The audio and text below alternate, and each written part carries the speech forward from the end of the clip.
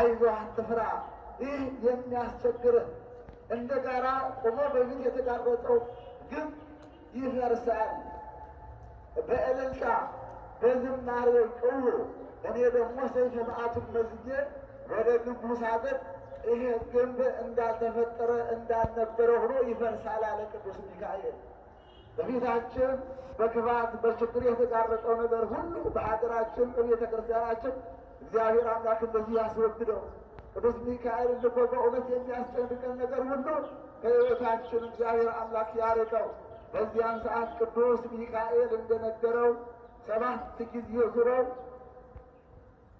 ቅዱስ ሚካኤል ኢያሱ ለሕዝብ በነገረው መሰረት 7 ጊዜ ዙረው በእልልታ በጩኸት ሲጮኹ ቅዱስ ሚካኤል ክንፉን አማቶ ሰይፈ መዓቱን ወደዚያ ወደ ተጋረጠው ግንብ ሲመዝ ያ ግንብ እንደ ሰም ቀለጠ፣ እንዳልተፈጠረ እንዳልነበረ ሆነ።